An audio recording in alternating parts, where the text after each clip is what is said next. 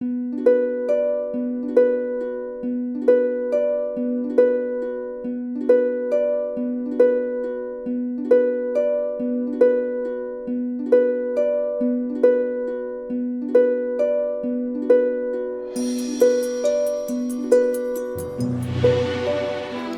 Philippines. Dozens of demonstrators have gathered in front of the Japanese embassy. Most of them are elderly women. The asphalt is burning, but these grandmothers are tough. For more than 1 hour, they endure the heat, demanding justice to what has happened to them more than half a century ago.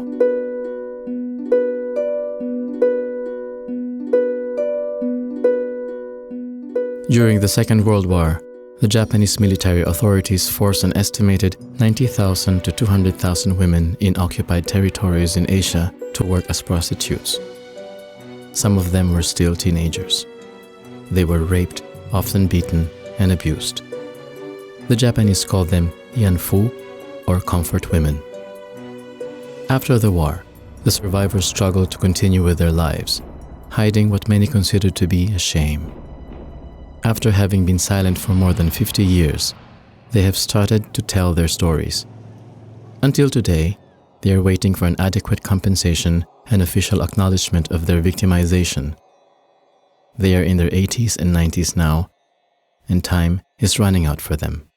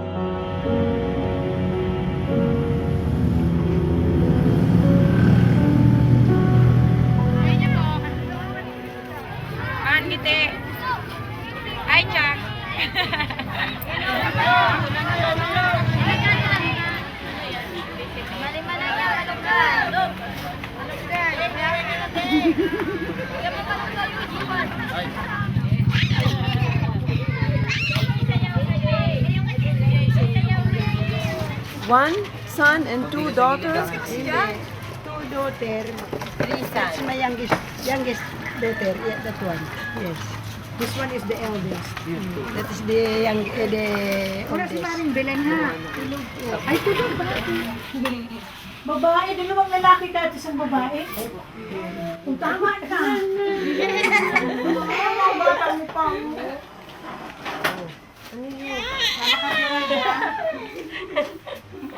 Ano yun? Apo?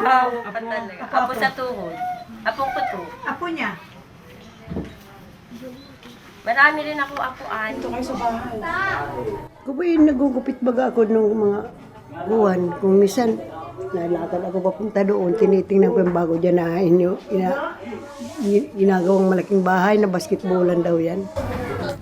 Yan po ay binibili namin ng isang bultong ganyan. Yan, dalawang bulto na yan binili namin 500. Yan pa ang ano. Si plastic ang nalalagyan. Yan po ang aming hanap buhay dahil wala man akong lalaki, ang aking anak na byuda man, wala man ng asawa. 4 ang anak pa na high school. Ito po ay pag binibinta 14 pesos ang isang ito. Gaano kadami ang naiibenta niyo sa maghapon? Ito kung tuwing maga, nagbibinibinta namin, kumisan 15, kumisan 10, kung tutulog na sila, iiwanan na. Yan. Pag ang nanay ay sabi, sige, gawain natin, magawa tayo 15. In World War II, the Japanese Imperial Army invaded the Philippines on December 8, 1941. After months of fierce battles, they occupied the whole country.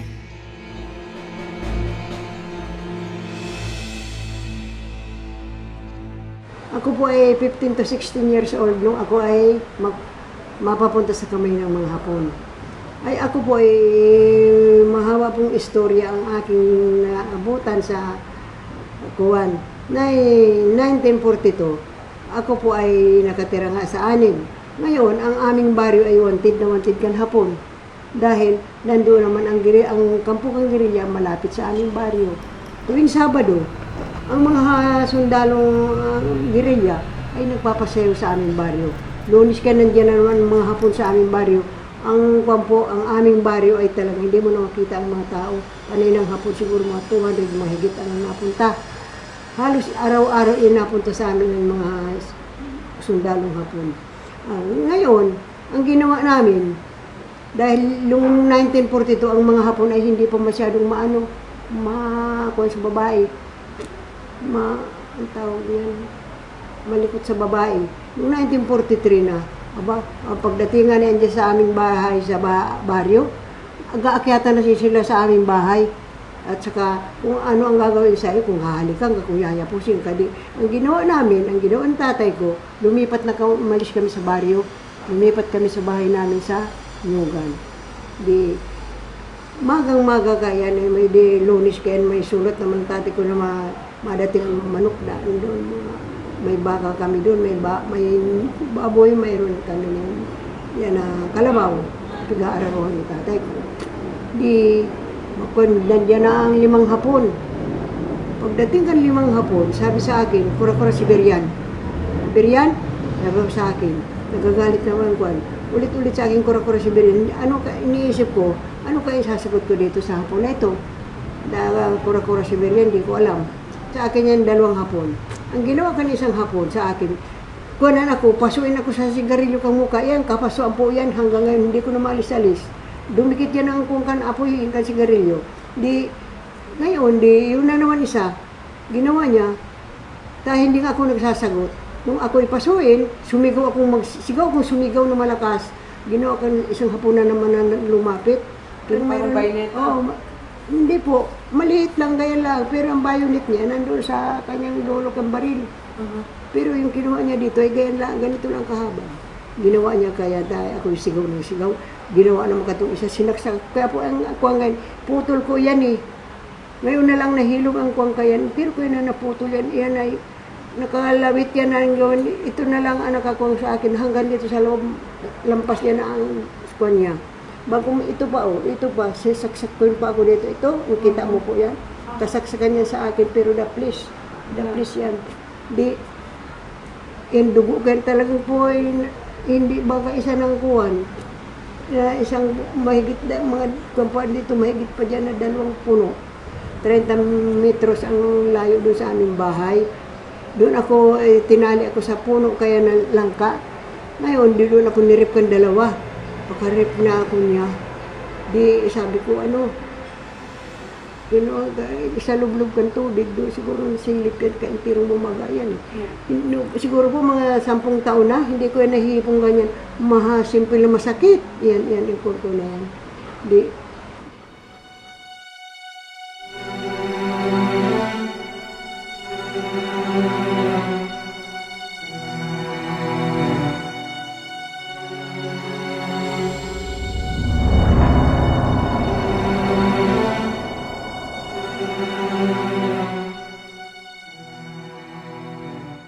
Ngayon, ang ginawa, sinasaktan ako.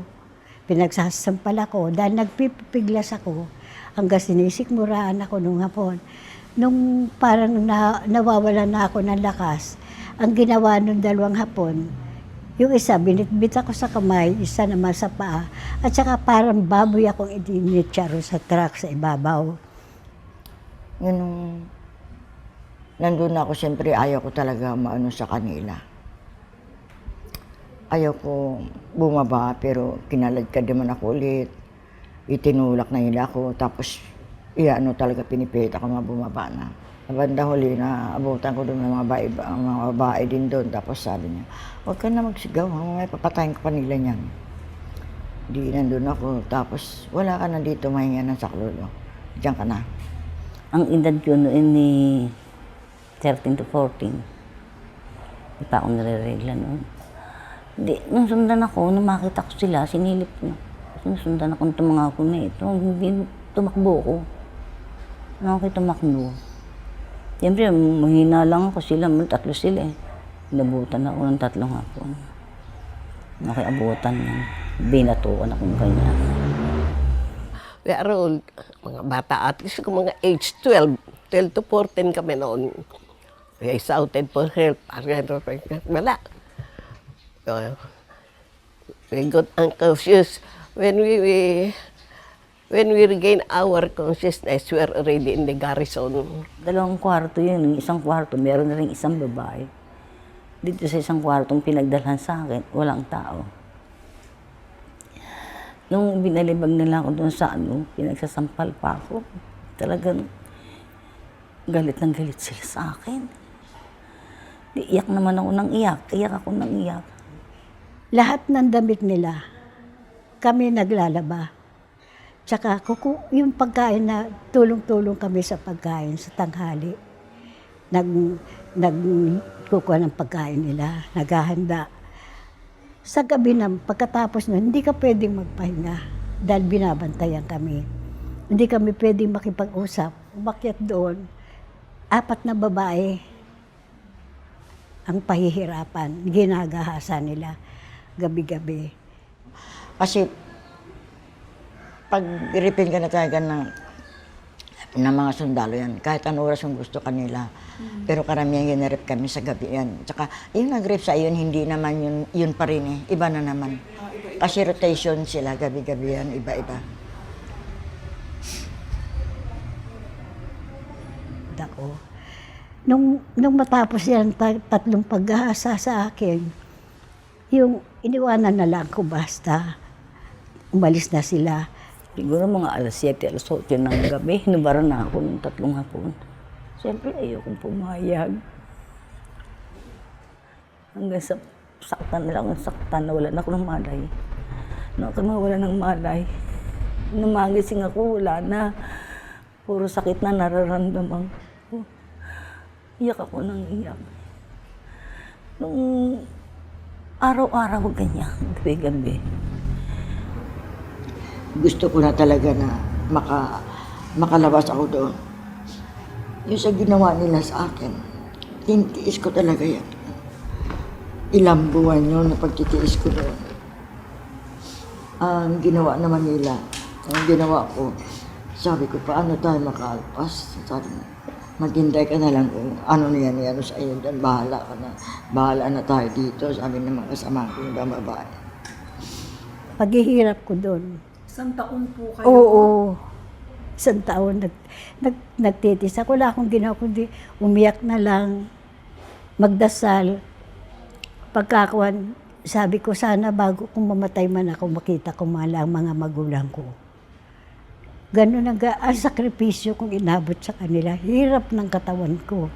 Hirap ng kalooban. The Japanese military authorities installed comfort stations in occupied countries in Asia. The total number of comfort women can only be estimated, and most historians have settled on a number of 90,000 to 200,000 women.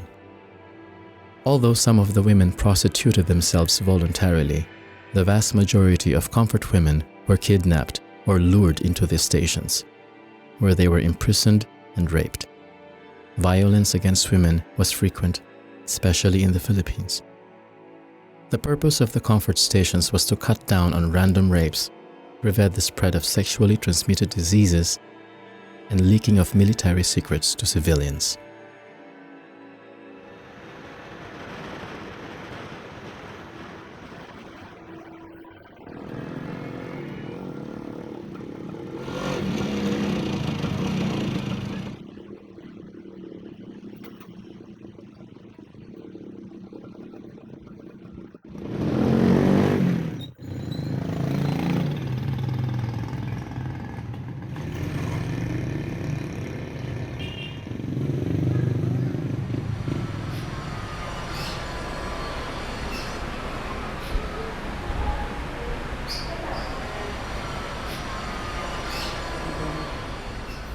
Ngayon, ang sabi nila, ito na ba talaga yung anak mo, Tatang? Opo, ayan. Sabi niya, siguro yung pangwalo niyan ay gerilya. Itinatago mo kasama nung nakatira dun sa bahay na wala, na hindi namin nakita. Sabi ng tatay ko, hindi po. Dala-dala yung auntie niya. Sabi niya, napakasinungaling mo. Nasaan yung taon nakatira doon? Alam namin tinatago mo yan kasi gerilya yan. Sabi ganyan. Hindi po, hindi ako marunong magtago ng tao. Alam mo, Neng, habang nagkukwento ako, umiiyak ako kasi bumabalik yung awa ko sa tatay ko at sa yung kalagayan namin. Di nung tinalian patalikod ng tatay kong ganyan. Ibinaba doon sa hagdan. Tinali doon sa aming haligi. Ngayon yung isa naman, kinuha yung bayoneta. Kala mo, Ning,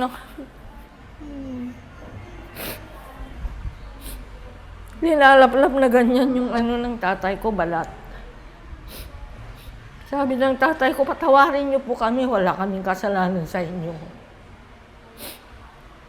Mga anak ko, tulungan niyo naman ako, hirap na ako. Sabi yung tatay ko, kami naman sa lukuban namin ng tatay ko, pero yung dalawa kong kapatid na lalaki, inalis na nila dun sa aming bahay, ilinayo na nila. Yung kasi ang mga panganay. Tapos, kami na lang nandun. Ngayon yung nanay ko humihiyaw dun sa taas. Sabi niya, Kinyo, sabi niya kasi ang tatay ko, Eugenio ang pangalan, Kinyo ang palayaw. Sabi niya, Kinyo, bakit naman nila ako ginaganito? Hindi namin alam kung ano yung namin kasi magulang namin yung nila. Ako ang nakatakbo dun sa taas. Pati yung kapatid kong dalawang bunso na magkasunod yun eh. Tapos nakita ko na lang yung nanay ko, wala nang saya kasi saya pa ang nung araw at saka kimona. Pinapatungan na nung suga ang pangalan. Alam ko suga ang pangalan din kasi natagal kami sa garrison, nakasama ko yung mga yan.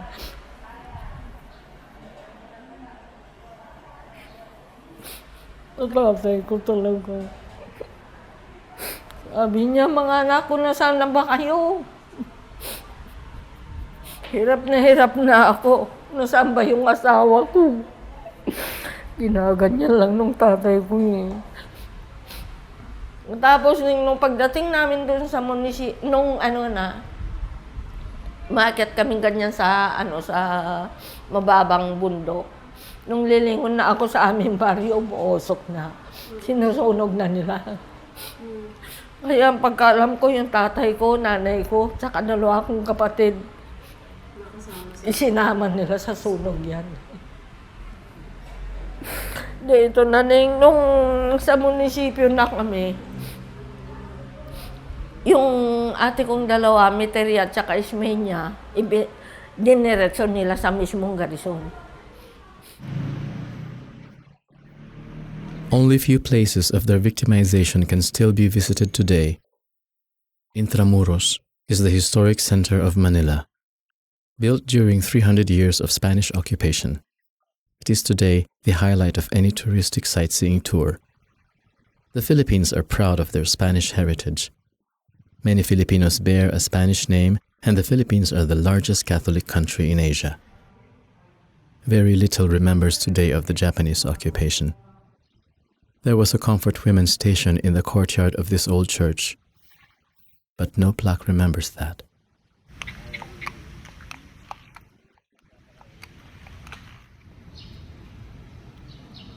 Lola Anastasia Cortez visits Fort Santiago, where hundreds of Filipinos were killed by the Japanese army. Her husband was among them. She was locked here in a dungeon for 6 months, only let out to be raped. Her TV appearances made her famous in the Philippines. Some students recognize her, and she tells them her story at the place of her victimization.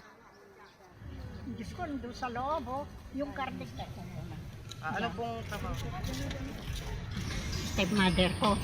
Yun ang 6 na buwan din ako maigit dyan, nakakulong. Sipin mo, hindi ako nagbibihis. Parang ano na ako eh. Walang dalaw.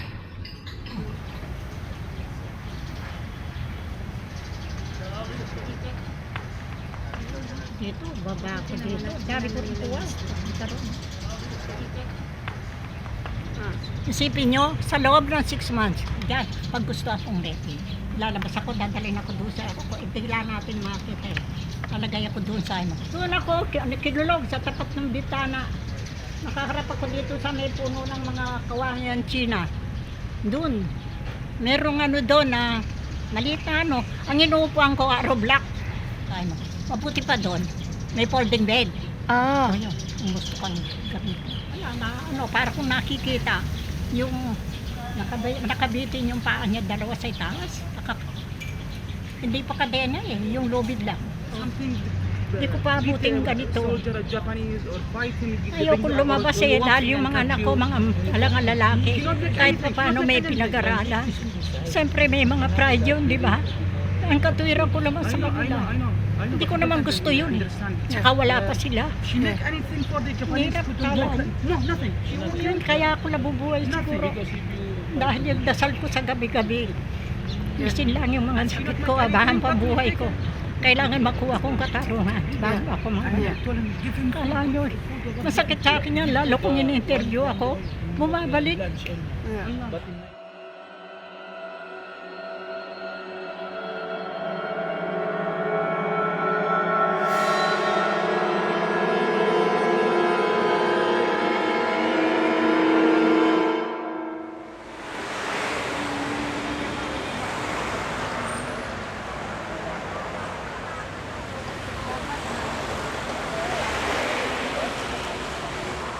Twice a year, a demonstration is being organized in front of the Japanese embassy. Due to their old age, it becomes increasingly difficult for the Lolas to attend the demonstration. Some of them live outside of Manila and have to travel for hours. For those Comfort Women who have passed away, their children or grandchildren take their place.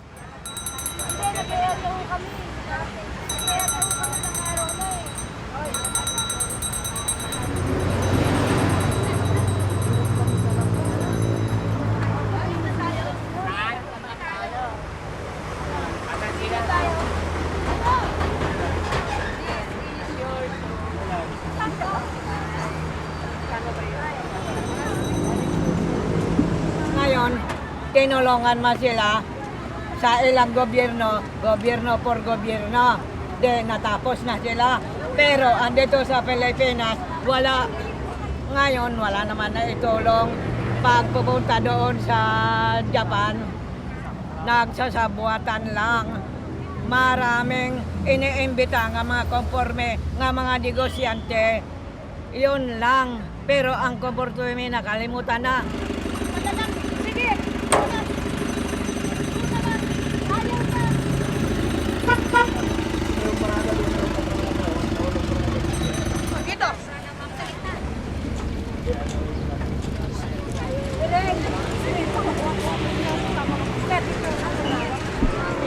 Ang pagpunta po namin dito at ibinuwagayway namin sa buong mundo yung karahasan na dinanas namin sa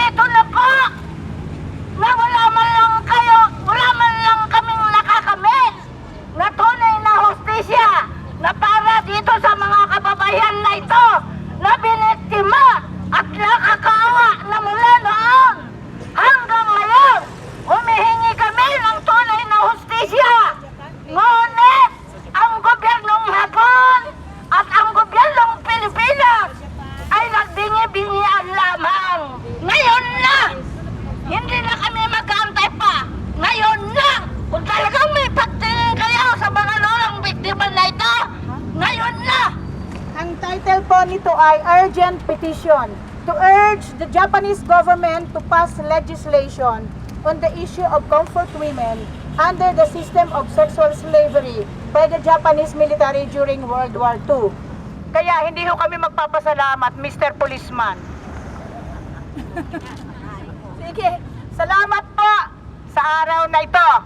At sana muling marinig ang sigaw ng mga lola sa Lila Pilipina, pati mga kaanak nito. Katarungan! Ngayon na! Katarungan! Katarungan! Ngayon na! Why were you not able to demonstrate there in the shade instead of here? They don't, because no permission from inside the Japanese embassy. According to the policemen of our country, our co-Filipino, they're serving the Japanese.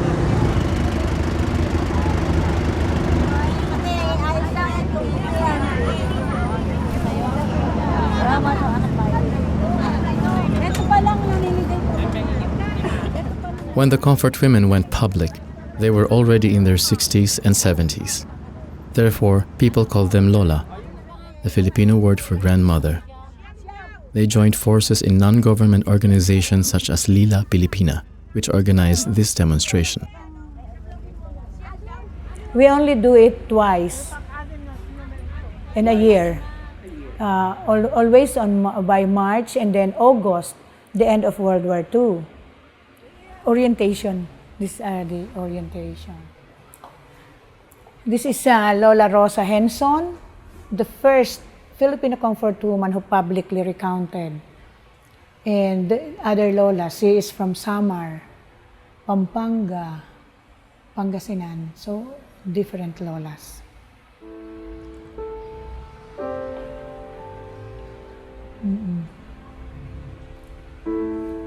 Sayang si Lola, diyan sana. We are just putting the pictures of the Lolas. We hope that all the 174 documentation will be placed here.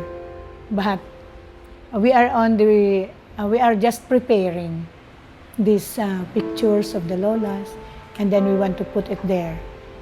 Before, we classify them, we put the pictures only of dead Lolas, but they call this cemetery. So I change. Alive, dead, the same. These are the quilts made by the Lolas. So the Lolas now, when they started, they just wanted to sue Japan. They just wanted that they must have compensation at the time. Later, they realized that, no, not only compensation, Japan must acknowledge, and Japan must accept, and Japan must be accountable. We want the Japanese government to officially issue an apology to individual victims, their family, and country. We wanted the Japanese government to include in history the realities of the comfort women system, how the women were abducted and treated inside the comfort women system. And we wanted the Japanese government to pay legal compensation to all the victims and family.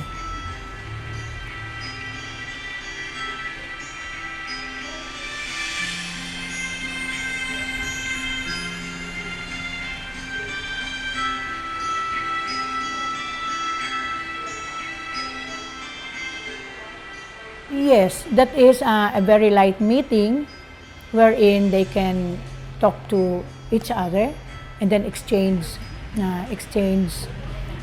stories about what they had been doing, although it is always a repeat of what they told before because of their ages now, but at least a chance for them to look forward to, that at the end of the month we will see each other and then we can dance like Lola Asyang. She said, oh, it's only here that I'm happy. In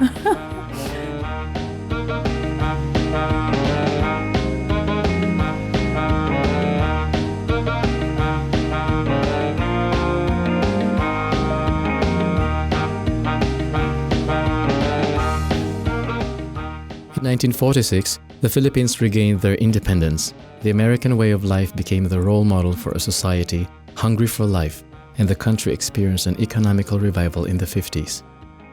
But for most comfort women, the road back to normal life was closed. After victimization, when they go out in this world, they have to face the world alone. They cannot return back to their own places, to their own family. So they go to the cities. What kind of job? Without education, and you are very young, you are a victim of sexual slavery, which you are hiding to the world. So what kind of job you will get?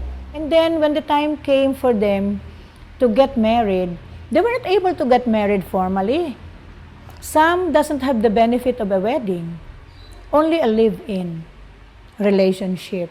And most of the times, they got separated because later, while they were living together, and then the husband will make an issue of the lola's victimization. Hanggang nananahi ako, tapos wala na akong ganang sabing mag-asawa pa. Para makakita ako na lalaki, para ayaw.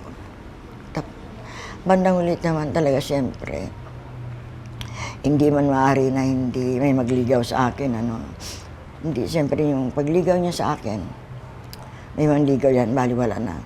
Pero kung hindi lang siguro sa dahilan na kung minsan bigla ka na lang akapin isang lalaki, siyempre wala kang gusto niya sa akin. Pero hindi ko pinagtapat talaga yung nangyari sa akin. Hindi niyo po sinabi? Hindi ko sinabi, at saka nagsama kami pero hindi kami kasal. Tapos sabi ko, bahala na dyan kung malaman. Pero hindi naman niya alam na siyempre matagal pa rin. Kung galing din sila sa mga probinsya, yun ang asawa ko. Ngayon, hindi, kasi nasa isip ko naman na kung ipagtapat ko sa kanya, baka kantsawan ako. Hindi ko alam kung gaano siya karesidido sa akin. Kung ano. Kaya nalalaman niya ito yung huli na. Pero wala din ako siya, dyan naghiwalay din kami. Naghiwalay po kayo? Oo, naghiwalay kami. May anak na. Naghanap siya ng ibang babae. May anak na kami. May mga 5 na anak namin. Naghanap pa rin siya uli ng ibang babae. Nakapag-asawa nga ako, hindi naman kami ikinasal. Dahil sa nalaman niya nga ang nangyari sa amin. Nagkaanak kami ng 4. Hanggang ngayon, buhay ba 4 na yan. Kahit nalaman ng mga anak kong may nangyari sa akin, tanggapan nila dahil hindi ko naman gusto yun. Mahal pa rin nila ako. Kahit na ako nagkagano. Hindi nila ako iniiwalayan. Kailan niyo po sinabi sa kanila? Sinabi niyo kaagad sa kanila? Hindi pa, matagal muna. Nung siguro may anak nga ako, sabihin ko sa kanila, at nalaman din nila yun sa labas. Na ako ngayon nagkagano. Eh, kahit na nalaman nila yun, hindi nila ako nilalapastangan, hindi nila ako hinihiwalayan. Kung anong trato nila sa akin noong hindi pa nila alam. Ganun din ang trato nila nung malaman. Hindi alam ng asawa ko na gano'n ako. Hindi ko sinasabi, nahiya ako eh. Bahala sila. Tapos sabi nga nila, nung bata kayo, mabuti daw, hindi kami nagbuntis noon. Paano wala pa naman kaming wins noon? Mayroon yung bata na kapitbahay namin. Pagdaan ko lang doon, sila ay nag-iikot-ikot doon sa jeep na nakatigil doon sa tabing karsada. Malapit din sa amin. Di, pwede ko para sabihin na nagpaparasigaw siya sa akin. Ang sigaw niya. Matandang, matandang Japayuki. Malaki ang puki. Yung lalabas ako dito, nahiya. Yung maririnig ko, pinagdaldal ako. Ay, sabi, hindi na nahiya. Sabi, lumabas pa nagsabi pa ni-rape siya, ganito, sabi niya. Sabi nila, yan ang mga matatandang Japayuki. Kasi nag-umpisa ito 1992, tapos 93 na ako dahil iniisip ko muna kung ako ba'y lalabas na ako ba'y sisigaw na sa buong mundo na ganito nangyari sa akin. Tinaisip ko na siyempre marami akong mga kamag-anak, baka malaman nila. Tapos nahihiya ako, tapos sabi ko, paano naman website nyo nasa loob ko? Hindi ako lalabas para ipakita ako talaga. Pero sabi ko, marami naman lumabas ako. Hindi nyo naman kasalanan. Oo, no, hindi ko naman kasalanan. Gusto ko lang sabi ko, naghahanap ako ng justice talaga na mabigyan naman ako ng justisya sa mga ginawa nilang mga kaharasan, mga sundalong Hapon. Hindi talaga ako lumabas kasi paano kaya kung malaman ng mga anak ko? Ano kaya ang kinahinatkan ko naman sa kanila? Ginaganyan ko lang. Tapos yung mister ko, magaling naman magpayo yan, parang nagbibigay lang ng advice sa akin. Kaya yan. Kaya ako napilitan ng lumabas. Pero nung lumabas ako nakita nila ako sa TV. Inabangan nila ako nun sa bababaan ko ng sasakyan. Nagsabi, ganyan pala nangyari sa iyo, nanay, nakakaya naman kami. Ba't nagpakita pa kayo sa TV? Alam nyo naman na marami akong kaeskwela, marami akong kaibigan, may napakilala ka kayo, na kayo yung ina namin. Pagkatapos, ganyan ka pala. Sabi nga, pinagsawaan ka pala ng sundalong Hapon. Ang dami akong naranasan. Pero, naintindihan nila pagdating ng panahon? Oo, natagal. Bago nila naintindihan din yan. Kasi, ang sabi ng ama nila, reunion doon sa aming bahay. Doon lang nila naintindihan. At yung aking anak na bunso, yung bunso, yun ang unang nakaintindi. Inakap ako noon. Sabi ganyan sa akin, ganyan pala ang nangyari sa iyo, nanay. Alam mo, nanay, magpasalamat ako sa aming ganyan dahil nakaligtas pala kayo. Kami ganyan. Halimbawa, kung di kayo nakaligtas, wala rin ako dito sa mundo.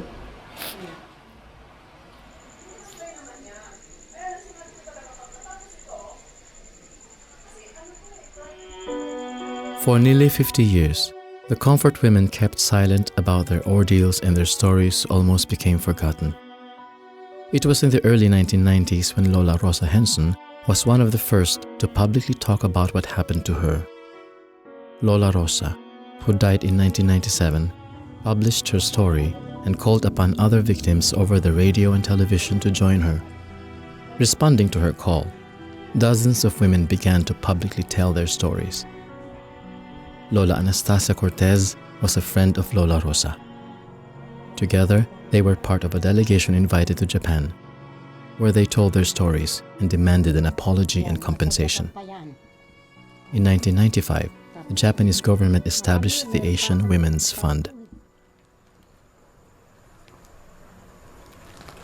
Yan, si Lola Rosa, kasama ko. The Asian Women's Fund, established through the initiatives of private persons in Japan. And so the fund is very discriminatory for us. So we question about that. Because in Korea, they gave 3.2 million yen and plus the package that went through the government. But in the Philippines, the Lolas got only, to those who applied for the fund and were approved, they got 2 million yen directly to the account of the Lolas and 1.2 million yen to the Department of Social Welfare and Development. And so we questioned the fund because why is it that it is higher in Korea? If it is a matter of choice, if I am the woman, I will choose to be raped in the first world country because you got higher compensation.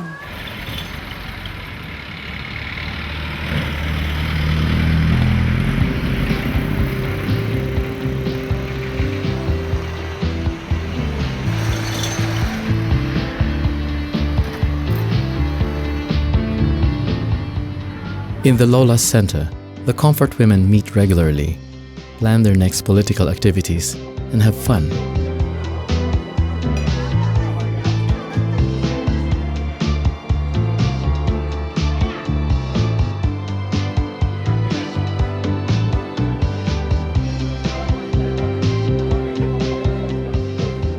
Today, the actions for the upcoming National Women's Day are being planned.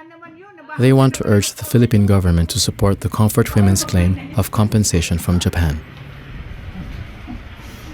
Our own government doesn't have an official position about this issue.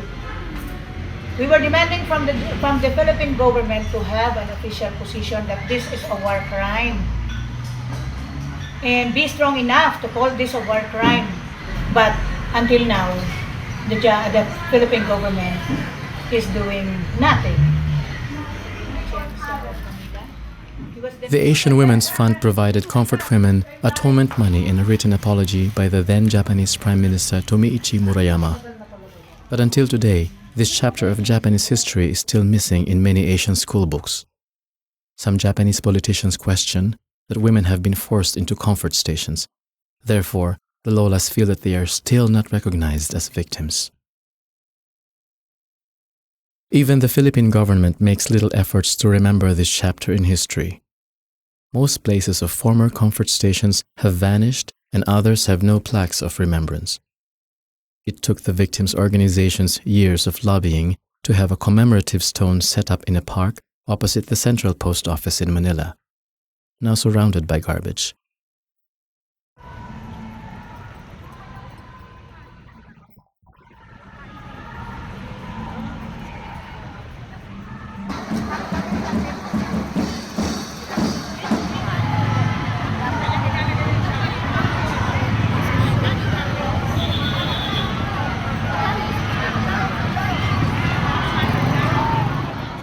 Fewer and fewer comfort women are able to attend the rally every year. But even if they don't see justice in their lifetime, they had been able to raise awareness to violence against women in war, wherever it may occur. A young generation of self-confident women follows their claim, demanding from all of us that this will not happen again, so that the comfort women will not be forgotten slaves.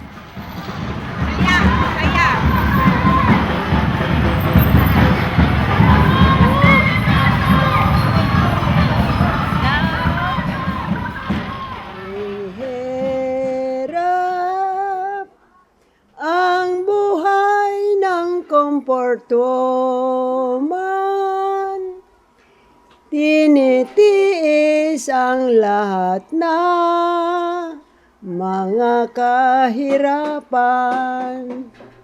Kay hirap ang aking pinagdaanan, natutulog sa simento, walang banig na higaan. Ang buhay na aking tiniis sa kamay ng sundalong Hapones. Kay hirap ang buhay ng komporto, nawawalang pangdignidad, mga karangalan. Ang buhay kung bakit ay ganito, mapait ang sinapit ng buhay